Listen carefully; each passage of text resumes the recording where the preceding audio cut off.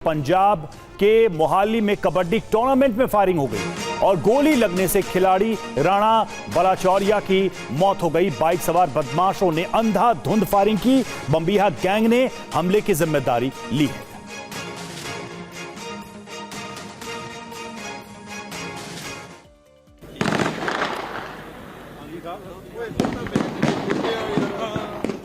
मोहाली में चल रहे एक प्राइवेट कबड्डी टूर्नामेंट में उस वक्त अफरा तफरी मच गई जब मैदान में मौजूद कबड्डी प्लेयर राणा बलाचौरिया पर फायरिंग की गई।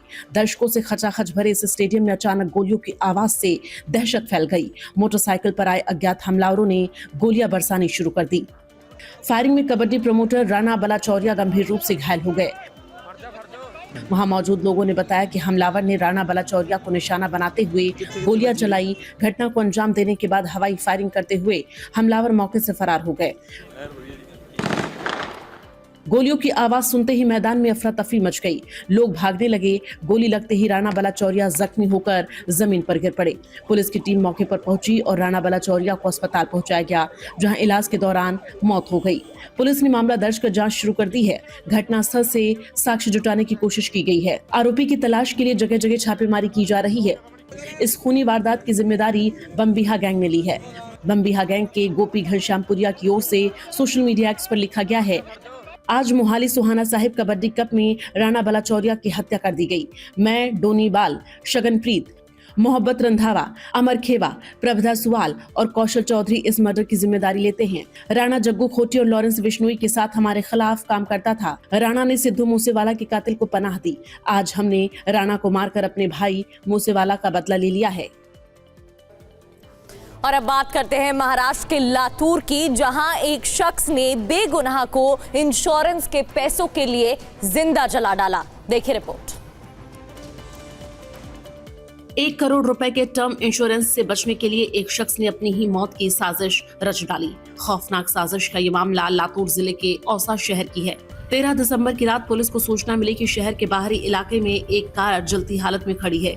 जब मौके पर पुलिस पहुंची तो कार के अंदर एक जला हुआ शव मिला। पुलिस इस मामले में आत्महत्या को समझ रही थी। जांच के दौरान पुलिस को कई बातें संदिग्ध लगी। पुलिस जांच में सामने आया कि अभियुक्त गणेश गोपीनाथ भारी कर्ज में डूबा हुआ था।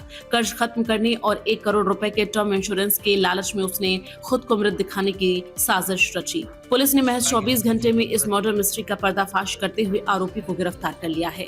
वो टर्म इंश्योरेंस के पैसे पाने के चक्कर में उसने अपने खुद के मरने का या खुद के जल जाने का जो एक साजिश रची थी। वहाँ पे एक राह चलते इंसान को जिसने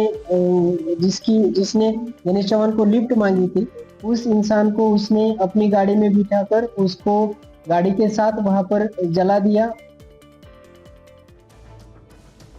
और जम्मू कश्मीर के उधमपुर में सुरक्षा बलों और आतंकियों के बीच एनकाउंटर जारी है। अभी तक के एनकाउंटर में ये जानकारी सामने आई है कि एक जवान शहीद हुआ है।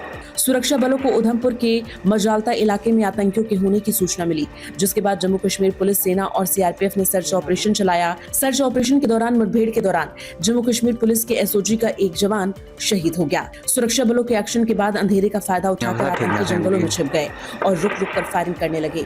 सुबह होने के साथ ही सुरक्षा बलों ने सर्च ऑपरेशन और तेज कर दिया। आतंकियों को मार गिराने के लिए चप्पे चप्पे की तलाशी ली जा रही है। और पहलगाम आतंकी हमले मामले में एनआईए ने चार्जशीट दाखिल कर दी है। एनआईए ने पाक आधारित एलईटी और टीआरएफ समेत 7 को अभियुक्त बनाया है। चार्जशीट में क्या है, आइए आपको इस रिपोर्ट में दिखाते हैं।